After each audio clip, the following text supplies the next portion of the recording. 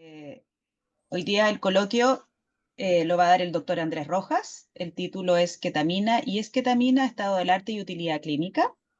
El doctor Andrés Rojas es psiquiatra egresado de nosotros, así que lo conocemos muy bien. Es médico de la Universidad de Concepción, psiquiatra de la Universidad de Chile. Actualmente está trabajando en el Hospital de las Higueras de Talcahuano y realiza docencia para la especialidad de psiquiatría en la Universidad Católica de la Santísima Concepción. Y además participa en el grupo de trabajo de trastornos del ánimo del SONEPSIN y es miembro del directorio de la Asociación Chilena de Estrés Postraumático. Así que ahí le voy a dejar para que pueda compartir pantalla y que empecemos con la reunión. Súper. Oye, muchas gracias por la invitación. Para mí es un gusto volver, ¿cierto?, al departamento y poder compartir algunas cosas. Voy a compartir pantalla. Bien, aquí está. Ahí se ve perfecto. Bueno, ¿se ve perfecto? ¿Se ve la presentación en pantalla completa? Sí, se ve en presentación. Sí, Per- Bien. Bien, pues como comentaba Caroline, mi nombre es Andrés Rojas, yo soy médico psiquiatra y el objetivo hoy día es mostrar una presentación que se presentó ya en contexto del Congreso de Psiquiatría de la SONEPSIN del año pasado. Esto es producto de un trabajo colectivo del grupo de trabajo de trastorno del ánimo, particularmente esto lo desarrollamos con el doctor Claudio Fullerton. Tiene algunas actualizaciones, incluyendo algunos tópicos que quedaron pendientes y publicaciones más recientes. Y trata sobre un fármaco que está bastante en boga últimamente, como es la ketamina y su enantiómero, la esketamina, para el tratamiento en trastornos del ánimo particularmente. Y en eso nos vamos a enfocar. Nuestra hoja de ruta para hoy, vamos a partir con una breve introducción. Vamos a hablar también brevemente sobre la farmacología, aspectos farmacodinámicos, farmacocinéticos de la ketamina. Vamos a desarrollar más en profundidad algunas publicaciones relevantes sobre la evidencia en depresión resistente al tratamiento. Vamos a hablar sobre la evidencia también en depresión bipolar, y esto es nuevo, esto no se presentó en la SONEPSIN. Vamos a ver sobre la evidencia en suicidalidad y finalmente terminar con aspectos prácticos de cómo usar este medicamento. La ketamina no es un fármaco nuevo, todos sabemos que es un fármaco bastante antiguo, de hecho fue sintetizada en 1964. La ketamina es un anestésico, ¿ya? Y siempre ha sido utilizado como anestésico desde 1970, que se utiliza principalmente en el campo de la veterinaria y se ha utilizado también como anestésico en pediatría. ¿Ya? Tiene algunas características bien interesantes como la facilidad para la inducción y para levantar el efecto anestésico, y también porque produce un efecto disociativo que es bien interesante para lo que a nosotros nos convoca, que siempre ha sido comparado como con un efecto como bien placentero el despertar de las personas con la anestesia con ketamina. En paralelo, este fármaco que no había sido estudiado por la psiquiatría, eh, sabemos que la depresión y las teorías de depresión han pasado por distintas etapas y una vez que la teoría monoaminérgica se empieza a agotar, ¿cierto? Empieza a aparecer cierta relevancia en la investigación preclínica sobre otros receptores, y dentro de ellos las vías glutamatérgicas y los receptores particularmente de NMDA. En la década de los 90 pasan a tomar cierta relevancia en los estudios preclínicos, ¿no? Entendiendo que las vías glutamatérgicas son el principal neurotransmisor excitador del cerebro, ¿cierto? Por tanto, fármacos como la cicloserina, como la memantina, pasaron a tener alguna relevancia en los estudios preclínicos, y entre ellos ketamina también fue un blanco de investigación por su efecto en la vía glutamatérgica. Ya en el 2000 se publica el primer RCT sobre ketamina en depresión mayor. Este es un RCT pequeño, clásico, el 2000 de Berman, donde se probó la administración de ketamina en población en personas con un episodio depresivo mayor, que cumplían criterios para ello, con resultados favorables. Pero un N pequeño, 7 personas, sin embargo dio campo a una tremenda investigación de este fármaco en el tratamiento de trastorno del ánimo y de depresión en particular. De ahí la cosa empieza a dispararse. Ya en 2006, Zárate publica el primer RCT en depresión resistente a tratamiento. ¿Por qué es importante y por qué lo destaco? Porque es justamente esta población la que no tiene o no había tenido hasta ese entonces, y podríamos discutir al respecto, un blanco terapéutico claro, ¿cierto? No son personas que no responden a las estrategias farmacológicas que estaban desarrolladas hasta ese tiempo. Y finalmente, en 2019 y 2020, aparecen este nuevo fármaco, que es el primero fármaco desarrollado a partir de la ketamina, que es la esketamina o el Spravato como marca comercial. El Spravato en 2019 recibe la aprobación de la FDA para el tratamiento de depresión resistente a tratamiento, específicamente. Y en 2020, que esto es más o menos en paralelo, ¿cierto? Se publican los resultados del metaanálisis más grande hasta la fecha de efectividad de esketamina en la depresión resistente a tratamiento con resultados positivos. ¿Ya? Por tanto, lo que tenemos ahora son un fármaco aprobado por la FDA, que es la esketamina, y un fármaco de uso off-label, que es el que tenemos más disponible generalmente, que es la ketamina, como el fármaco racémico, que es el más usado, más antiguo y más barato. Hablemos entonces de la farmacología de ketamina y esketamina. Acá puse las moléculas de ketamina y de la ketamina en general. La ketamina es una mezcla racémica. ¿Qué quiero decir con mezcla racémica? Que dentro de su estructura combina enantiómeros de R y S. ¿Ah? Y se puede ver que son ambos similares, salvo lo único que cambia es la disposición espacial de los enlaces químicos. Pero ¿por qué es interesante? Porque la esketamina es el enantiómero S, ¿cierto? De la ketamina. Por tanto, la esketamina es básicamente un enantiómero de esta otra molécula que hemos usado por tanto tiempo y que fue desarrollado principalmente con el objetivo de disminuir los efectos adversos, principalmente disociativos, de la ketamina y facilitar su uso al prescindir, digamos, del setting hospitalario, de la administración endovenosa, que es uno de los requerimientos de la ketamina tradicional y puede ser administrada por vía intranasal. Mm. Bien, con respecto a la farmacodinámica de la ketamina, lo básico de la ketamina es que la ketamina es un antagonista no competitivo de los receptores de NMDA. Y esto puede parecer paradójico, ¿cierto? Porque lo que buscamos, y al pensar en vía glutamatérgica, uno tiende a pensar que en depresión la vía glutamatérgica tiende a estar deprimida, ¿cierto? Y lo que uno buscaría es una mayor actividad o fomentar la actividad glutamatérgica. Por tanto, ¿por qué usar un antagonista de la vía glutamatérgica como ketamina? A diferencia de cicloserina o memantina, que son agonistas. Y la razón está porque el mecanismo de acción no solamente remite a ser un antagonista competitivo de NMDA y no solamente actúa directamente en las vías glutamatérgicas, o sea, en las neuronas glutamatérgicas, sino que principalmente bloquea la interneurona GABAérgica que inhibe la secreción, o sea, la estimulación de las vías glutamatérgicas.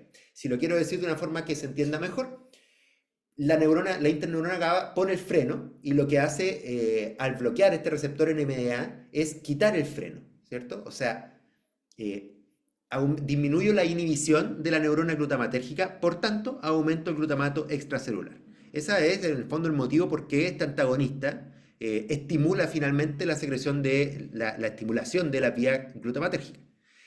Pero lo que sabemos es que no es el único mecanismo de acción y de hecho se saben algunos, pero no todos los mecanismos de acción, que es una de las grandes dudas que tenemos con este fármaco. Por ejemplo, sabemos que su único blanco no es el NMDA, sino que también actúa directamente aumentando la transmisión sináptica de otro receptor relevante glutamatérgico, que son los AMPA. Los receptores AMPA tienen relevancia, ¿por qué? Porque al estimularse los receptores AMPA, lo que se hace es fomentar la liberación de BDNF en la corteza prefrontal. Y sabemos que el BDNF es uno de los principales responsables de la neuroplasticidad, de la formación de conexiones dendríticos axonales y nuevas interconexiones que son relevantes y que de hecho explican por qué en ketamina se ha podido demostrar neuroplasticidad, se ha podido demostrar cambio en el tamaño y en el funcionamiento del hipocampo y otras vías implicadas en la depresión, en los circuitos motivacionales, etc. También se sabe que la ketamina inhibe selectivamente algunos receptores NMDA, pero que son extrasinápticos, o sea que no están relacionados con la transmisión directamente, pero sí están relacionados con la excitotoxicidad glutamatérgica. Sabemos que el glutamato puede ser tóxico en dosis alta y eso lo sabemos, por ejemplo, con el síndrome de abstinencia alcohólica, ¿cierto? Cuando quitamos el freno GABAérgico y queda una potencia glutamatérgica intensa y se produce neurotoxicidad con todos los riesgos que conlleva. En menor medida eso también está presente en depresión y el bloqueo selectivo de estos receptores disminuiría teóricamente la excitotoxicidad. Y además, ketamina es rápidamente metabolizada y dentro de estos metabolitos aparecen varios, un grupo de metabolitos que son los llamados HNK, Y se sabe que estos metabolitos tienen acción, son metabolitos activos. Y dentro de esta acción es que favorecen la liberación de glutamato independiente de que se bloquee o no el receptor NMDA presináptico. Por tanto, aquí tenemos un mecanismo independiente por el cual ketamina aumenta la transmisión glutamatérgica. Y esto no es todo porque también se sabe que ketamina tiene un efecto importante o una modulación importante de algunos receptores opioides que serían relevantes en la experiencia de disminución del dolor psíquico. Lo vamos a retomar más adelante, pero es bien interesante porque, por ejemplo, hay ensayos que muestran cómo cuando uno bloquea los receptores opioides con naloxona pueden perderse efectos antidepresivos que son de la ketamina. Por tanto, parece tener algún rol con esto también. Bien, vamos a revisar más en profundidad algunos estudios relevantes que seleccionamos nosotros con el grupo de trabajo para poder mostrar o resolver la primera pregunta, en el fondo. ¿Es efectiva ketamina y es segura ketamina en depresión resistente a tratamiento en distintas modalidades? Un breve, digamos, introducción con respecto a depresión resistente a tratamiento. La definición que ha sido usada para estos textos es definir depresión resistente a tratamiento como la falta de respuesta de al menos 2 ensayos con antidepresivos, confirmando tiempo y dosis adecuada de uso. Hago énfasis en esto porque no es la única definición ni tampoco la más aceptada. Sabemos que depresión resistente a tratamiento es un fármaco, es un término bien discutido, bien donde no queda tan claro a qué se refiere con respuesta, con qué parámetros se evalúa eso, a qué se refiere con un ensayo en dosis y tiempo adecuado. Eso se presta para discusión, pero esta es la definición de la FDA y de la Agencia Europea.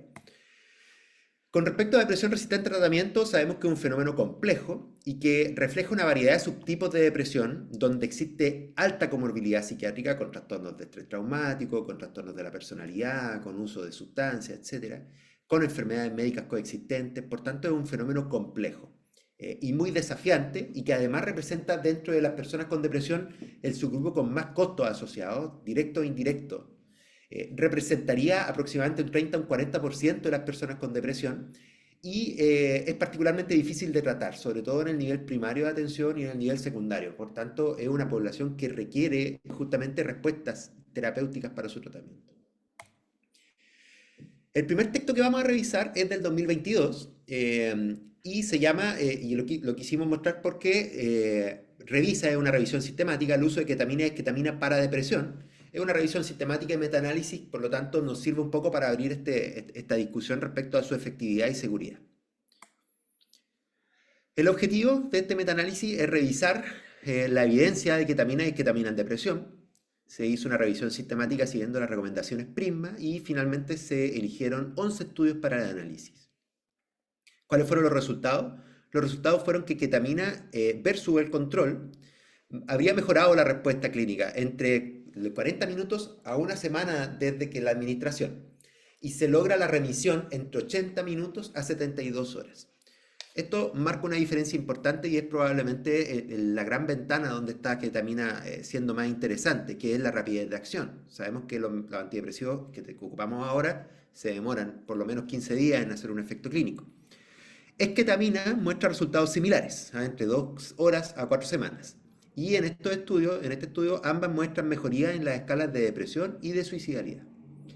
¿Cuál es el problema? Que la mayoría de estas revisiones o de los ensayos que se revisaron se clasificaron como de calidad críticamente baja y ninguno declara la fuente de financiamiento de los estudios primarios ni se evalúa el riesgo potencial de sesgo en los estudios primarios.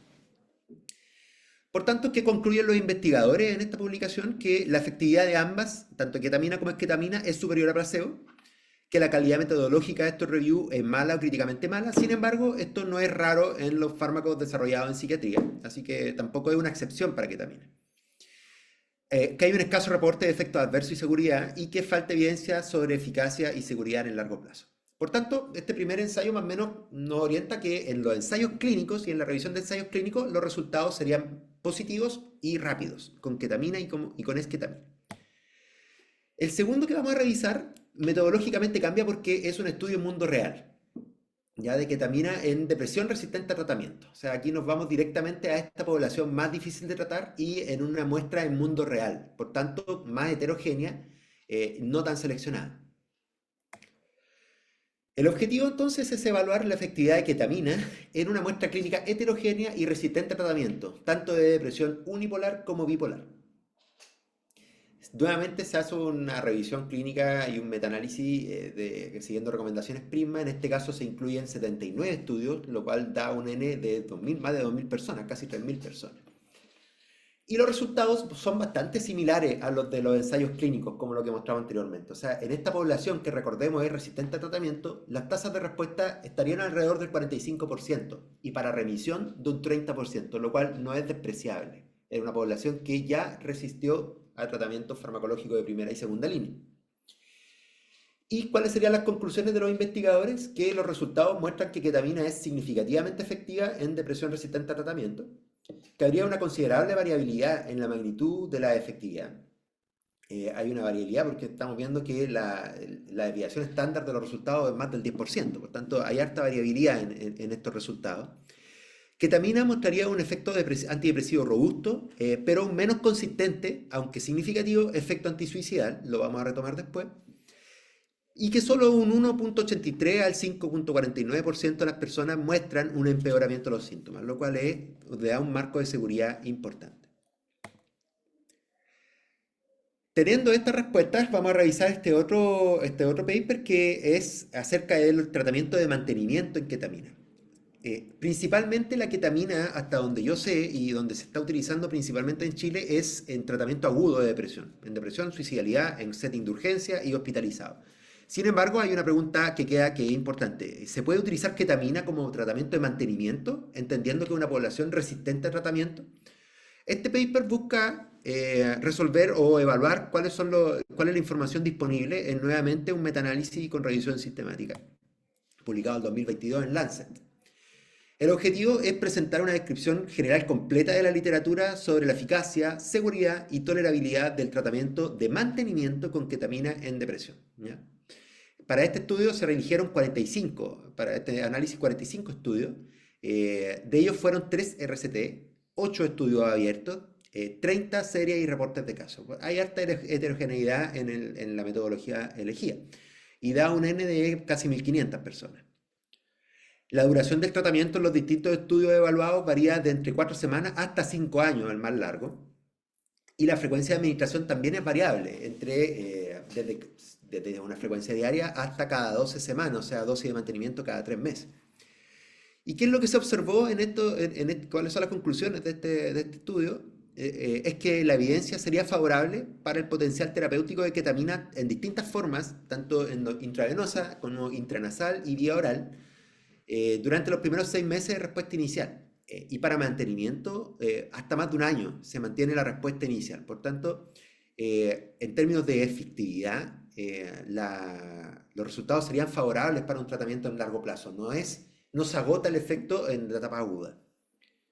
El perfil de seguridad es consistente también con los reportes previos, ¿ah? Los efectos son leves a moderados, principalmente lo que más se describe siempre son hipotensión durante la administración y una especie de vejiga neurogénica también durante la administración, además de los síntomas disociativos que son bastante frecuentes, pero generalmente o prácticamente siempre transitorios, pero que pueden ser bien molestos para las personas y deben ser explicados adecuadamente.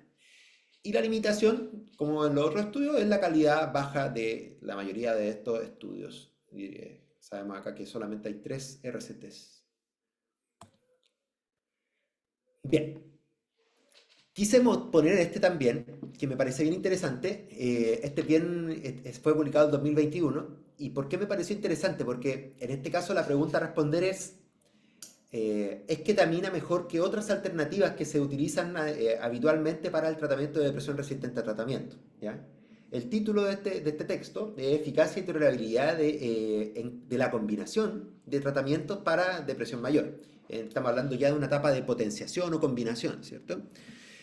Y se evalúan distintos grupos farmacológicos que se han utilizado normalmente para este perfil de pacientes, como son los antipsicóticos atípicos, que podrían ser los más estudiados, versus esketamina y versus litio. Bien. Este es un metaanálisis de distintos RCT contra placebo y lo que busca es comparar tanto el odds ratio como los NNT, como el número necesario para tratar y el número necesario para dañar, tanto de los antipsicóticos atípicos, litio y ketamina, como estrategias de combinación o potenciación, en este caso sería potenciación, de antidepresivos de primera línea en depresión que no respondió a la primera línea de tratamiento. Estas tres alternativas mostraron mayor eficacia que placebo, ¿ya? Para antipsicóticos atípicos o antipsicóticos de segunda generación, el odds ratio fue de 1.59, para esketamina de 1.94 y para litio de 2.22. Por lo tanto, en cuanto en términos de respuesta, o hablando del número necesario para tratar, fue bastante favorable para litio, siendo necesario un número necesario de personas de 5 para tratar a una. En esketamina fue el NNT de 7 y para los antipsicóticos atípicos hay mayor dispersión, yendo desde en risperidona 6, en la combinación de olanzapina fluoxetina 6 también, para ciprasidona de 7, bien potente, y aripiprazol de 9. Y en términos de seguridad, los números necesarios para dañar también fueron favorables para litio, siendo un número de 9, en el fondo cada 9 pacientes hay uno que resulta con algún daño. En ketamina de 5, lo cual no es tan bueno, entre 5 uno resulta con efectos adversos. Y los antipsicóticos de segunda generación también, como clase, tendrían un 5, pero va individualizado, desde brexpiprazol con un perfil de efectos adversos y de tolerabilidad bastante aceptable, 19, hasta quetiapina con bastante mayor riesgo de desarrollar efectos adversos, sedación, aumento de peso, etc. ¿Cuál es la conclusión de este estudio? Varios antipsicóticos modernos, así como la esketamina, parecen ser útiles como potenciadores de antidepresivos en depresión mayor. Pero el litio de alguna manera es más efectivo y mejor tolerado. Me parece súper interesante mostrarlo porque nuevamente el litio sale bien parado en los estudios de comparativo y sigue siendo una de las estrategias de repente menos estudiadas por el establishment, pero más efectivo, más potente y con mejor efecto antidepresivo y antisuicidal. Eso es en cuanto a depresión resistente a tratamiento.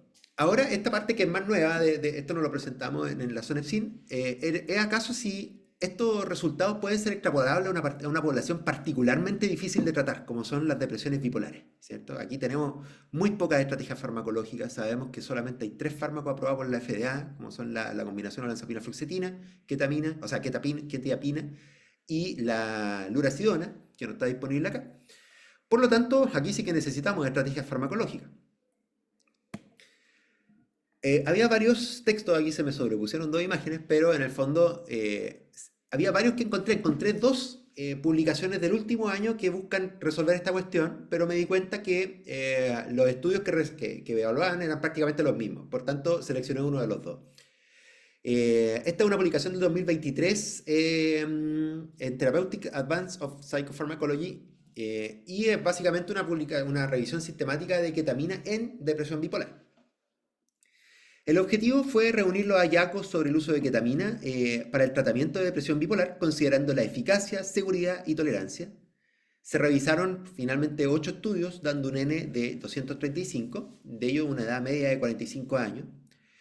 La dosis de ketamina que se utilizó es la estándar de 0,5 a 0,75 miligramos por kilo. Después vamos a ver cómo se administra. Y para esketamina de 28 a 84 miligramos por formulación intranasal. Esas son las dosis estándar, ¿ya? Lo mismo que se ocupa en depresión mayor. Y la respuesta fue de un 48% en el grupo que estaba usando fármacos versus un 5% placebo. O sea, hay una diferencia bastante evidente entre el grupo placebo y el grupo del fármaco, ¿ya? Es positivo para el grupo por fármaco. Aquellos estudios que se enfocaban en población en mundo real mostraban una leve menor respuesta, o sea, una importante menor respuesta, pero aún así significativa, de un 30% versus los ensayos clínicos más controlados, de un 63%. Algunos estudios mostraban reducción de la ideación suicida, pero no en todo es estadísticamente significativo. Y la tolerancia para ambas formulaciones fue bastante buena. Del total de pacientes que participaron en los distintos estudios revisados, solamente 6, que corresponden al 2% del total, presentaron manía y hipomanía. Y de esos 6, 5 fueron en ketamina.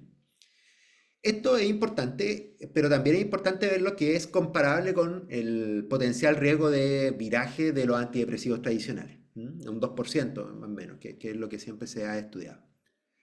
Por lo tanto, la conclusión en este caso, en este estudio, muestra que la evidencia preliminar sugiere que tanto ketamina como esketamina serían opciones seguras y efectivas para el tratamiento en depresión bipolar. Una cosa que es importante es que también la alta diferencia entre el placebo y el fármaco es interesante, pero también puede tener que ver con algunos sesgos metodológicos. Recordemos que no es tan fácil hacer el ciego en ketamina por los efectos disociativos. Ya, por tanto, ahí queda una duda que otros estudios también toman de qué tan posible es hacer un real ciego cuando, por ejemplo, que generalmente se ocupa como comparador el midazolam, que produce un efecto sedante, pero no necesariamente disociativo. Por tanto, es importante tomar en cuenta eso. Sin embargo, no deja de ser interesante la tremenda diferencia entre ambos brazos. Y que la investigación futura debe enfocarse nuevamente en los efectos de las dosis repetidas y de mantenimiento. Sin embargo, hasta ahora parece ser una opción interesante y segura en depresión bipolar también. Y esto es básicamente, por si lo quieren revisar después, podemos dejar el documento, los resultados de esta revisión sistemática. Enfoquémonos ahora en suicidalidad. Vamos a revisar tres textos acá, tres papers, también usando la misma metodología que hemos usado hasta ahora. El primero busca evaluar los efectos de una dosis única de ketamina o que es ketamina intranasal en personas con depresión mayor, pero para el efecto antisuicidal, ¿ya? En depresión mayor y trastorno bipolar.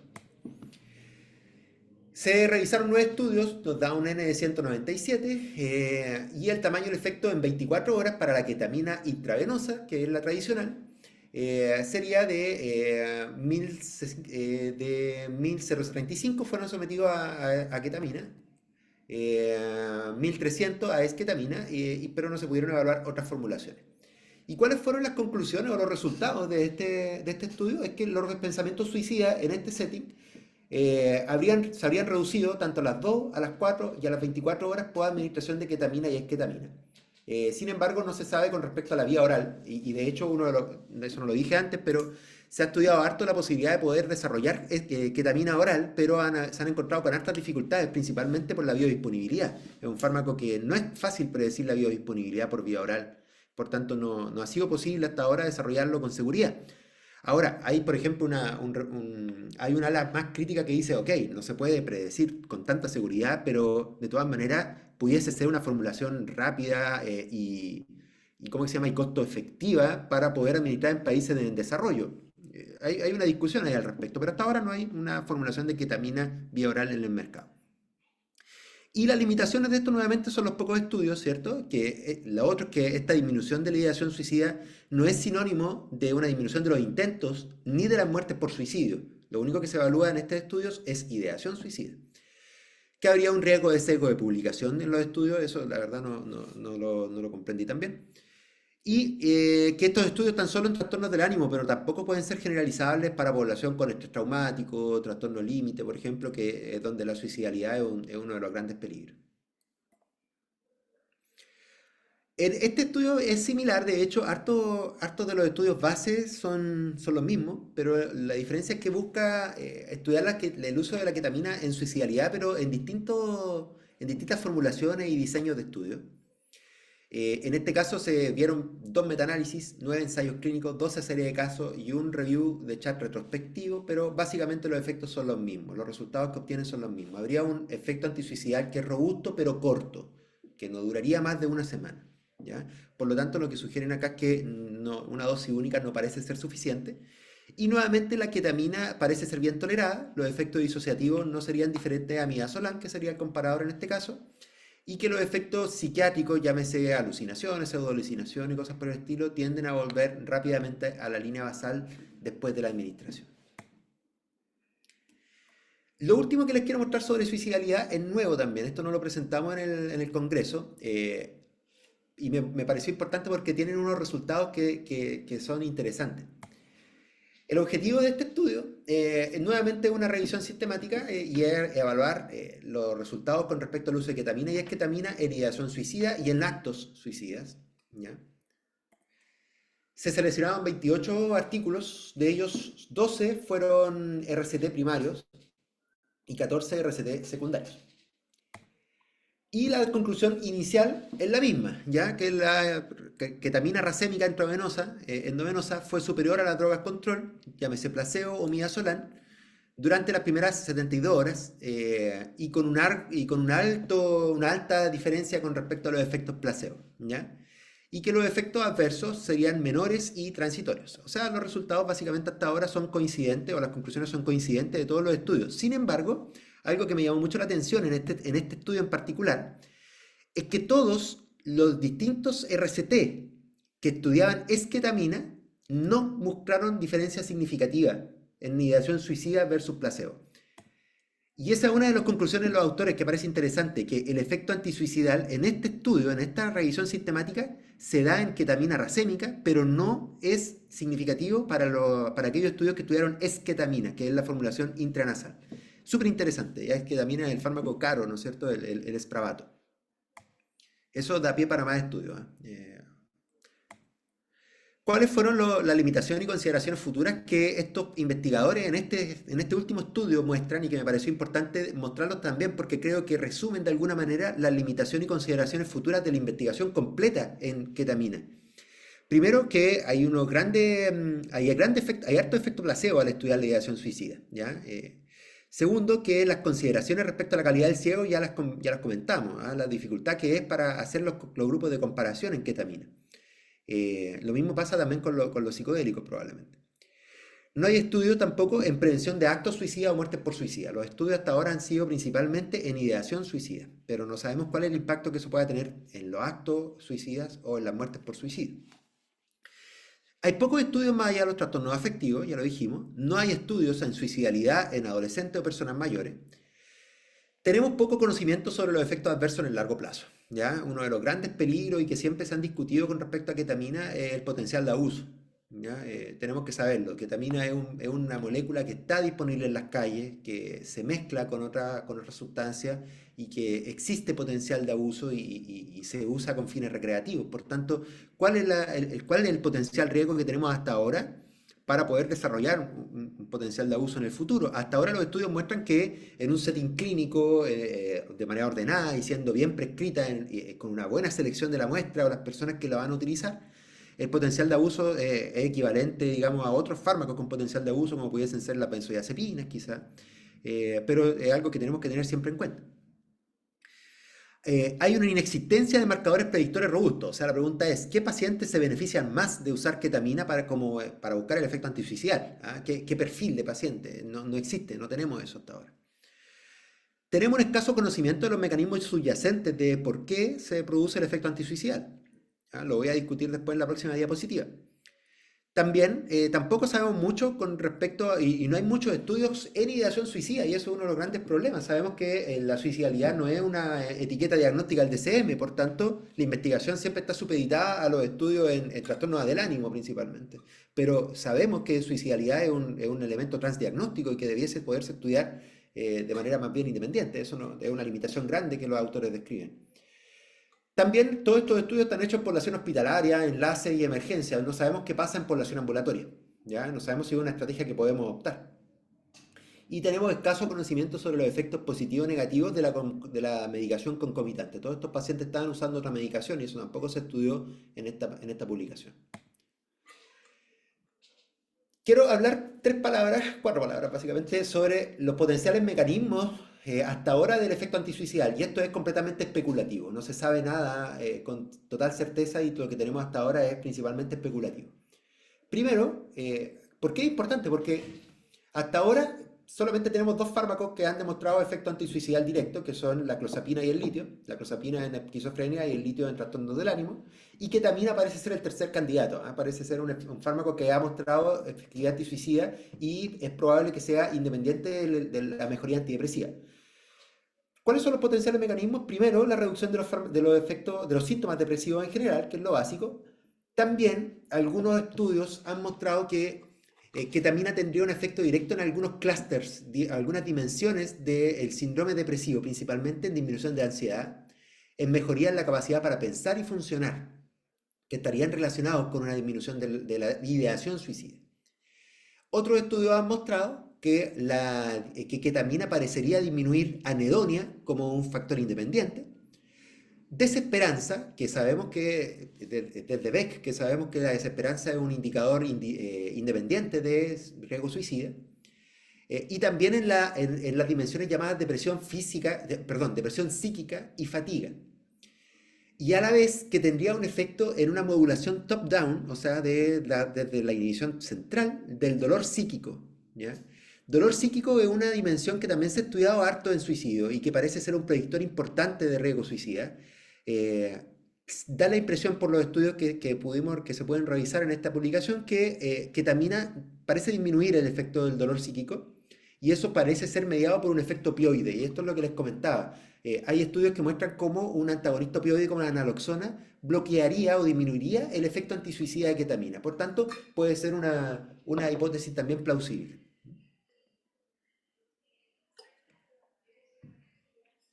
Vamos a terminar con las recomendaciones de uso, que esto es más bien práctico, ¿ya? A modo de contexto, yo les voy a comentar también que ketamina se está utilizando en distintos centros, ya en Chile. En Estados Unidos, ketamina se viene utilizando desde antes que ketamina se aprobara. De hecho, en Estados Unidos existen las llamadas clínicas de ketamina que son bastante controversiales, bien polémicas, principalmente porque la regulación que existe es escasa y tiene una publicidad bien irreal. En el fondo aparecen publicidades como casi como ven a ser feliz, ven a recibir una cosa media fantástica, bien mediada también por el marketing. Sin embargo, en Chile se ha utilizado solo en contextos clínicos, afortunadamente, en distintas clínicas y hospitales públicos. Dentro de esos hospitales públicos, donde yo trabajo, que es el Hospital Higuera, se está utilizando ketamina por lo menos desde 2022. Yo no participo directamente del grupo que lo ocupa, pero tengo contactos, son compañeros de trabajo. Se utiliza en setting de urgencia, que tenemos psiquiatra de urgencia, y en corta estadía. Y los resultados que ellos han tenido y que han recopilado y no han publicado han sido también bien favorables y por lo menos de los pacientes que yo he visto han recibido también efectos bien parecidos a lo que hemos revisado acá, ¿ah? Una buena tasa de respuesta y remisión y un efecto antisuicidal pero que generalmente es corto y breve. Lo primero es llevar a cabo, como en cualquier fármaco o cualquier intervención médica, una historia clínica completa y detallada que incluya la historia de uso de antidepresivos, o sea, todos los antidepresivos que han sido usados y las distintas respuestas a tratamiento que hayan tenido.